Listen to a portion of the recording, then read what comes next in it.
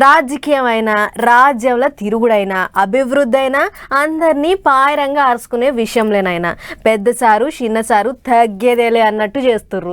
ప్రతి విషయంలో పోటీ పడ్డట్టే చేస్తుర్రు. ఇక చూడుర్రి, 2 సార్లు పబ్లిక్ను దిల్కుష్ చేసే కార్యాలు ముంగటేసుకుర్రు. పెద్దసారు పాస్బుక్లు పంచిపెట్టనీకే పోతే చిన్నసారు ఇచ్చిన మాట నిలబెట్టుకోనికే పోయిండు. మరి ఏమేమి ముచ్చట్లు నడిచినాయో ఒక్కసారి అదంతా పోయి చూసేసొద్దాం పర్రి. పాత పాస్బుక్లు అన్ని తీసేసి మళ్ళీ ఇప్పుడు కొత్త పాస్బుక్లు ఇస్తాండ్రు కదా ఏపీలా. ఇక అట్లా పబ్లిక్ అందరికి కొత్త పాస్బుక్లు పంచిపెట్టడానికే సీఎం బాబు సారు నంద్యాల జిల్లాకు పోయిండు.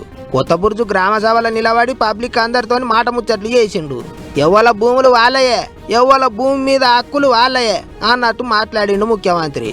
ఎలక్షన్ల టైంలో చెప్పినట్టు ల్యాండ్ టైటిలింగ్ యాక్ట్ను రద్దు చేసినాం అన్నట్టు ఓసారి అందరికీ ఆదికి చేసిండు. ఇదే జిల్లాలో పాండ్యం నియోజకవర్గంలో నేను చాలా బాధపడి పట్టాదారు పాసు పుస్తకాన్ని కాల్చి ల్యాండ్ టైటిలింగ్ యాక్ట్ రద్దు చేస్తానని ఆ రోజు మీ అందరికీ హామీ ఇచ్చాను. ఆ చట్టాన్ని కాల్చాను.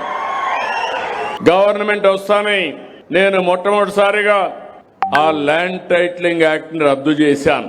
ఇక మళ్ళోసారి సారు ఇంటిల్లిపాది అంతా కలిసిమెలిసి ఉండాలి, విడిపోవద్దు అని మంచి మంచి శుద్ధులు చెప్పుకొచ్చిండు. పెన్షన్ కోసం కుటుంబం విడిపోతా ఉంది, ఇండ్ల కోసం కుటుంబాలు విడిపోతున్నాయి, రేషన్ కోసం కుటుంబాలు విడదీసేస్తున్నారు. నేను అందుకే ఆలోచించి పెద్ద కుటుంబానికి ఎక్కువ ప్రభుత్వ సహాయం చేయాలని ఒక నిర్ణయానికి వచ్చాను. తొందరలోనే వస్తాం. అప్పుడు మీరందరూ కలిసి ఉంటారు. కలిసి ఉంటే కలదు సుఖం, విడిపోతే అన్ని సమస్యలే.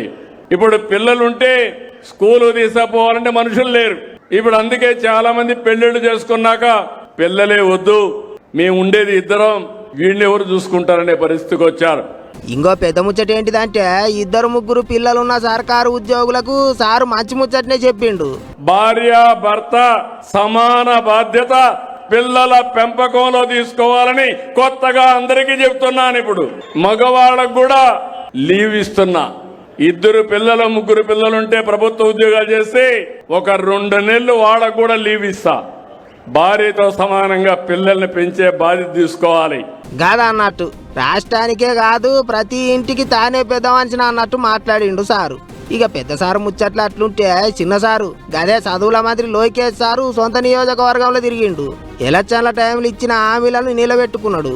దగ్గర 300 కోట్లతోని తాడేపల్లి దగ్గర పట్లనే కృష్ణానది ఒడ్డు పోంచి వరద గోడ కట్టించే పనులు చాలు చేసిండ్రు.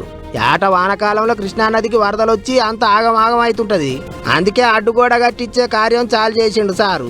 అటు పెదవడ్ల పొడి దిక్కు హై లెవెల్ కెనాల్ ఎత్తిపోతల పథకం చాలు చేసిండ్రు.